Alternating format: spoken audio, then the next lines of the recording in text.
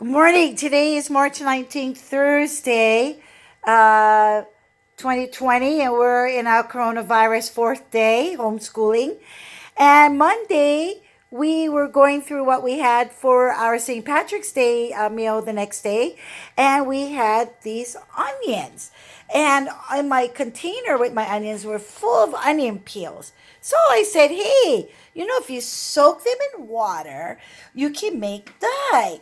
So this is day 4 with it sitting in the water. We didn't boil it, do nothing. We just threw the onion skins in, and look, it's nice and dark, right?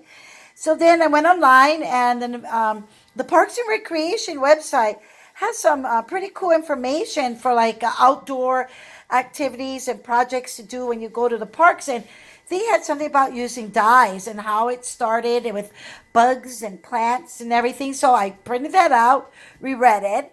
And then now today's day 4, and we're like, okay, look, it looks nice and dark.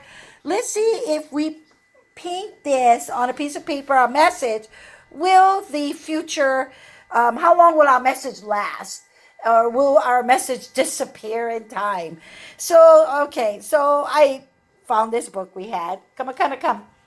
And anyway, so we decide, all right, let's just go paint on this white mandala paper. All right, go ahead and let's see what our paint does. Oh no, we failed. Do you see? It doesn't leave any color. I guess we needed to boil it, but you know what?